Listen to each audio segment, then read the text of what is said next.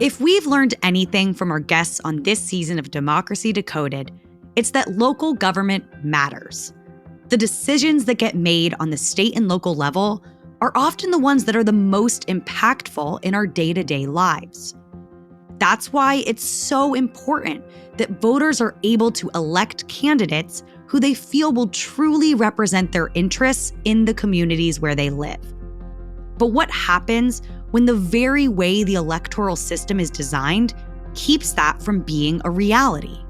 We need to see people finally realizing, hey, I'm not represented at that table. That's Susan Soto Palmer, a practice assistant at a law firm and community advocate in Yakima County, Washington. Yakima County is an area well known for its agriculture. It has a population of over a few 100,000 residents, a large portion of which is Latino. The problem that Susan and others in Yakima have been wrestling with is that while the white communities in Yakima receive recognition and resources from the County Board of Commissioners, the concerns of Latino voters and the Latino community are not being given the same consideration. Susan says one place where you can see this stark difference is in the city of Yakima itself. In what we consider the east side of Yakima, there are a lot of Latino, Hispanic, minority, and poor of Yakima. There's a lot of homelessness in those areas, and the infrastructure there is not as great. And I noticed that there's a huge disparity, how much power they have over the infrastructure, over the quality of life, over what monies come into cities and counties and legislative districts. Susan says this lack of attention to the needs of Latino residents has stemmed from Yakima County's voting system and how it prevents Latino voters from having an equal voice in their democracy. We want better. We want everybody to be thriving. We can't get there if some of us are fighting just to be recognized and be given an opportunity to elect candidates of our choice in a fair and equitable manner. I was one of the attorneys representing the Latino residents of Yakima County who sued to change the election system for the Board of County Commissioners. I've now spent 3 years representing these clients in the Yakima Valley, and I feel honored to help them seek the representation that they deserve. After dozens of hours talking to and visiting with our clients, I've seen firsthand the challenges that Yakima's residents face, like water contamination and dangerous breathing conditions due to wildfires. Susan has been there, facing these challenges with her community every step of the way. After, my 11, 12 years of involvement, I'm like, wow, we are a huge step ahead from where I thought we were. As a lawyer, every case is both professional and personal. I truly care about our clients and their right to have a say in their government and in their communities. As a Latina myself, my experience in the case was intense. It's something we don't talk about too often, the way that these cases can impact the attorneys arguing them, especially when the experiences strike close to home, when the racial slurs that we're including in our briefs could be leveraged against us too. It highlights how important it is to have attorneys who look like and share common experiences with our clients. Just like it's important to have elected officials who look like and share common experiences with their constituents.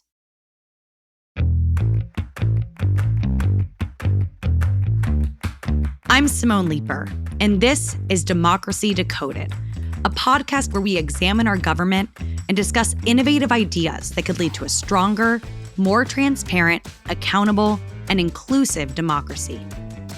In our final episode of this season, we're looking at the efforts that are being made at the state and local level to improve voters' ability to elect the candidates of their choice. We explore the discriminatory history and impact of at-large voting and what's being done about it. Then, we'll delve into how ranked choice voting lets voters, not political parties, choose their candidates.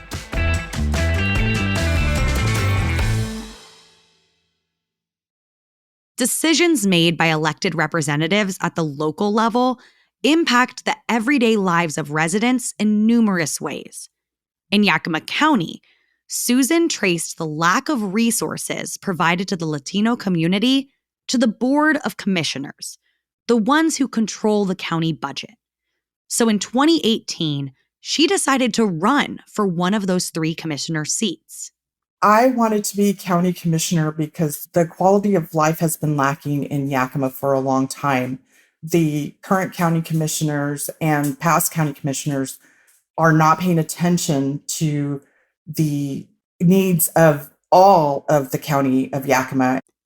But the at-large voting system in Yakima meant that it would be very difficult for someone like Susan to be elected to office. In the general election, I had to run county-wide for County Commissioner District Number 3. And me and other people like-minded, like myself, felt that that was a huge disadvantage for Yakima County and for being able to elect someone that would represent the community. Latinos make up just over half of Yakima County's total population and 1/3 of its voting age population. But candidates supported by the Latino community are rarely elected to county-wide political office. And only one Latino county commissioner has ever been elected to the county board. The reason was the county's at-large voting system. The voting system in Yakima County for its county positions was, for the longest time, an at-large system where every voter in the county casts a ballot for every office. And that's sort of a standard vote dilution scenario that we see across the country. That's Mark Gaber, the Senior Director of Redistricting at Campaign Legal Center. Mark explained that racial vote dilution makes it harder for Black and brown voters to elect candidates who represent their interests and fight for their most pressing issues. Winner-take-all at-large voting in Yakima County, for example, meant that if there were 3 open county commissioner seats, every registered voter got 3 votes, 1 for each commissioner contest. And the 3 candidates who got the most votes won a seat. But many cities and counties instead operate their voting systems with regionally based districts. This breaks up localities, so voters within a given district can elect members that represent that district's interests. The idea is that they better represent the needs of the constituents within the district because they're held accountable at the ballot box specifically by those voters. At-large voting, in contrast, can potentially give a slim majority of voters 100% control of the locality's open seats. One voting bloc can win all the seats, overpowering the preferences of other voters. In Yakima County, where voting preferences are polarized by race, this meant that white voters could have their preferences for all 3 county commission seats dominate the election over the preferences of Latino voters. This made it virtually impossible for Latino voters to elect even a single county representative. As a result, Susan says, the disparities within the county widened. She could see this prominently in the city of Yakima. So the city of Yakima itself is sort of segregated in a way. After 16th Avenue, you have more of the wealthier, usually whiter community that has better infrastructure and get more things in the community. Susan says that the east side of Yakima City is starkly different from the west side, with a lack of infrastructure and prevailing homelessness. Historically, at-large voting systems have been weaponized to discriminate against Black and brown voters. After the Civil War, jurisdictions in the South adopted at-large elections to ensure white-only governments. But in 1967, Congress banned the use of multi-member districts, a form of at-large voting, for federal congressional elections because of their potential discriminatory impact. And since then, states and the Federal Voting Rights Act have stepped in to protect voters' rights in other races as well. Here's Mark. Since the beginning of the Voting Rights Act, one of the key things that has been a target is eliminating at-large elections, particularly in jurisdictions where there are a substantial number of Black voters or Latino voters or Native American voters, because it allows the white majority to drown out the voices of those groups, and everyone ought to have an equal say in their government and have equal representation. At-large voting also decreases the diversity of the candidates themselves, because the greater costs associated with running an at-large campaign mean that less well-funded candidates struggle to gain traction. In an at-large election, candidates have to campaign to a larger number of voters in a much wider geographic region, which is more expensive than just campaigning to the voters in one part of a community. Mark says organizations like CLC have been working for decades to eradicate discriminatory at-large voting across the U.S. In the Yakima County case, CLC was successful. CLC brought a lawsuit on behalf of our clients there in Yakima, challenging this at-large system for the county commission. And as a result of that lawsuit, we had a settlement in which there are now 3 districts. The county agreed to a settlement offer to create a new map so that Yakima now has 3 districts, each district electing 1 county commissioner. As a result, the choices of Latino voters are represented and protected within the electoral system. There is certainly a lot of room for continued improvement, but it's not really possible to see those improvements unless you have representation in the government. There's an equal opportunity here for at least 2 of these 3 districts to be ones in which Latino voters could elect their candidates of choice. And so we saw that as a very positive development. Susan says that seeing her community recognize the importance of local government and see themselves able to be a part of it was inspiring. This is why I involved myself in lawsuits. This is why I campaigned. This is why I went door to door. This is why I've made phone calls, because we can't get there if some of us are fighting just to be recognized and be given an opportunity to elect candidates of our choice in a fair and equitable manner. Susan didn't stop fighting for her community after the settlement in the Yakima County Board of Commissioners case. CLC represented Susan and other Latino voters in another lawsuit, this time challenging Washington State's legislative map for diluting the votes of Latino voters in the Yakima Valley region and preventing them from electing their candidates of choice for state senator and state representatives. On August 10, 2023, the district court ruled in favor of those Latino voters and put in place a process for a new legislative district to be drawn in the region, so that, for the first time, the Latino community in the Yakima Valley region will be able to be truly represented in the Washington State Legislature as well. Eliminating discriminatory voting systems is just one of many efforts going on at the state and local level to improve voters' representation by their elected officials. Another process that is gaining momentum across the U.S. is something called ranked choice voting. Ranked choice voting has been implemented in states and cities across the country. It's a system that allows voters to express their true support for candidates and issues, rather than feeling pressured to vote for whoever they think has the best chance to win. So when we talk about ranked choice voting, what that does is it ensures that the person that has the most support moves on. This is Julie Lucky from Alaskans for Better Elections, a nonpartisan nonprofit that educates the public and does research about how elections can work in Alaska.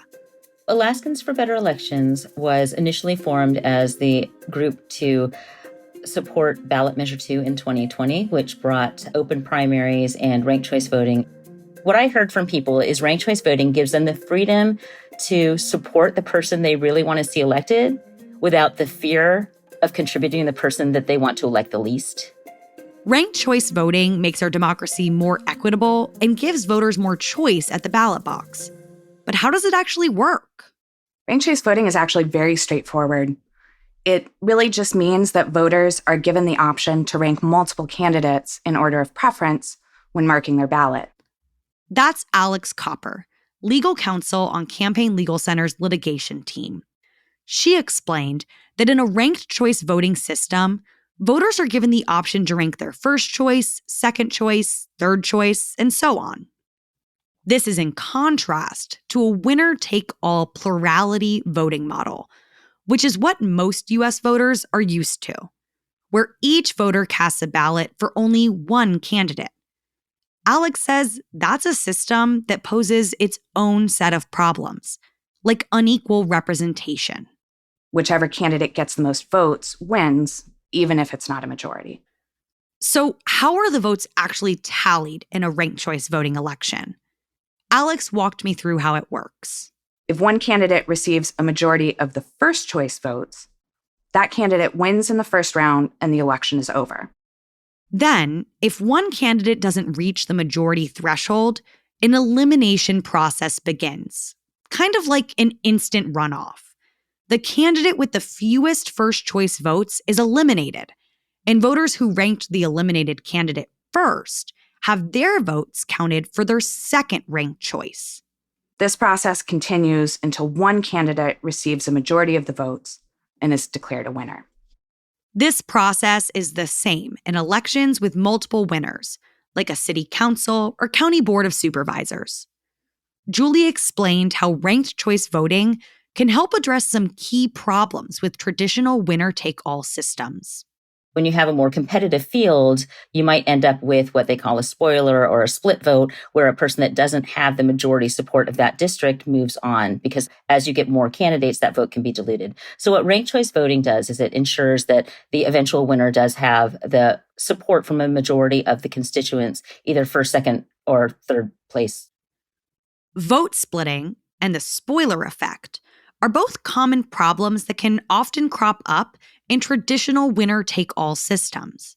Alex was happy to explain.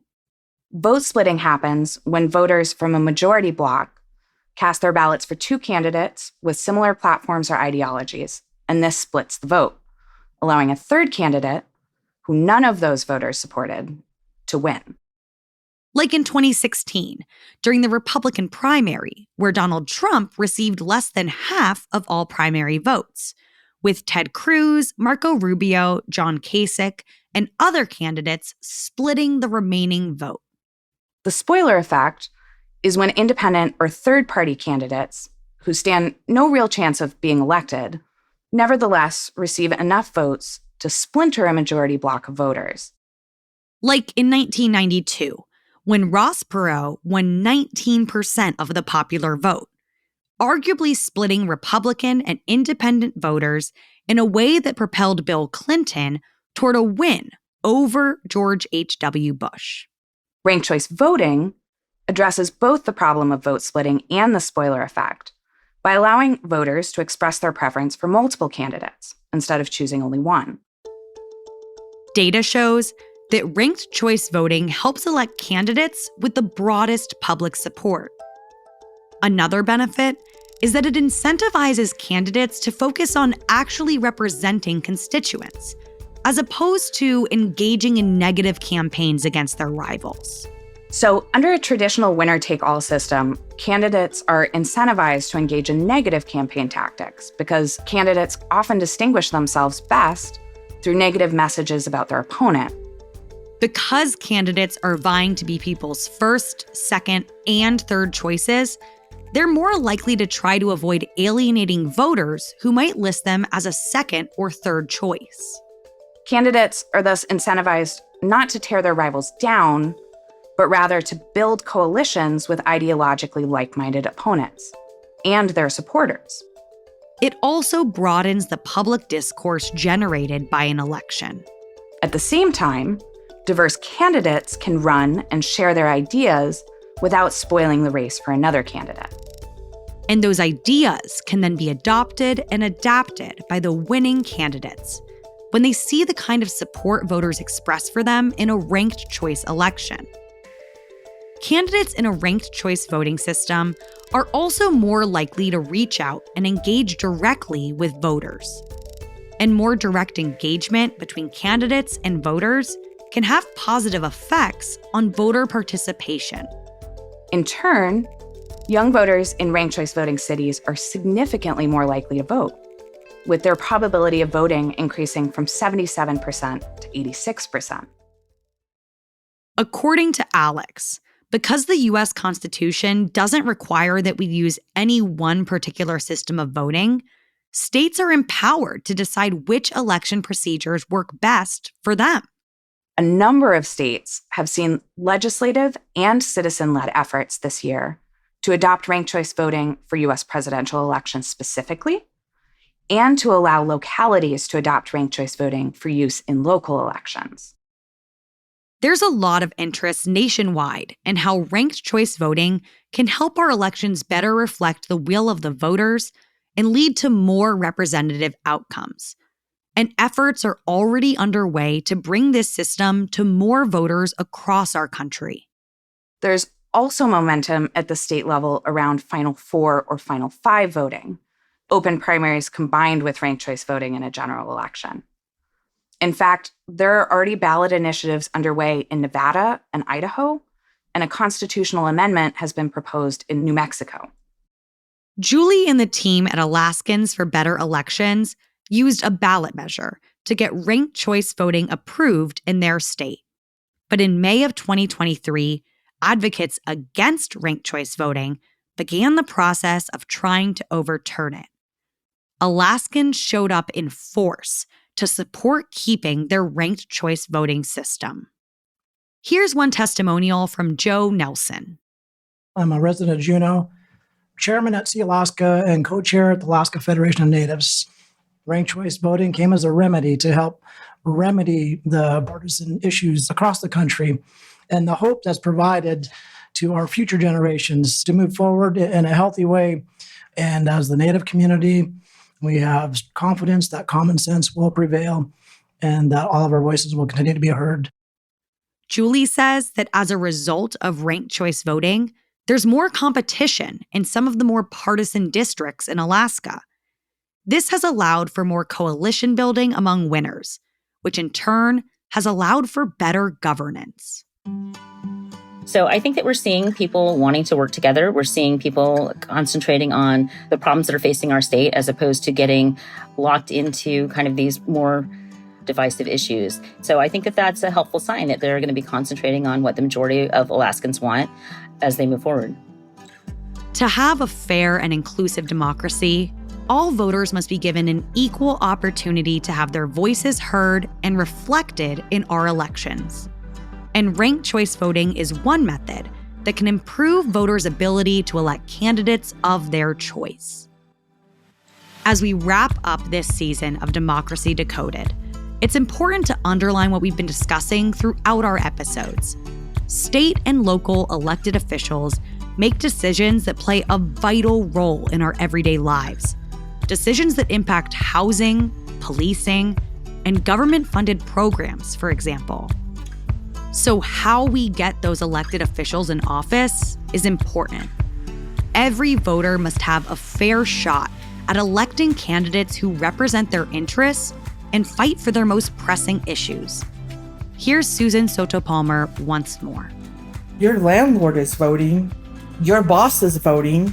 Everybody that has power continues to vote. If we don't get involved, if we don't know what the issues are, then how can we truly fight for the things that we need? Voting matters. And the way we support democracy at the local and state level impacts how our voices are heard and our votes are counted.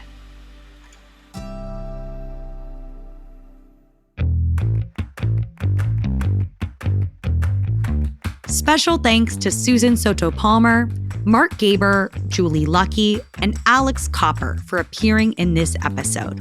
You can find additional background information on the topics discussed in the show notes, along with a full transcript of the show. Democracy Decoded is produced by LWC Studios for Campaign Legal Center. a nonpartisan, nonprofit organization which advances democracy through law at the federal, state, and local levels, fighting for every American's right to responsive government and a fair opportunity to participate in and affect the democratic process. You can visit us on the web at campaignlegalcenter.org. Democracy Decoded is hosted by me, Simone Leeper, legal counsel for redistricting at CLC. Leading the production for Campaign Legal Center are Casey Atkins, multimedia manager, and Manal Haddad, senior communications manager for voting rights and redistricting. This podcast episode was produced by Michelle Baker, edited by Paulina Velasco, and mixed by Tren Lightburn. Democracy Decoded is a member of the Democracy Group, a network of podcasts dedicated to engaging in civil discourse, inspiring civic engagement, and exploring the future of our democracy. You can learn more at democracygroup.org.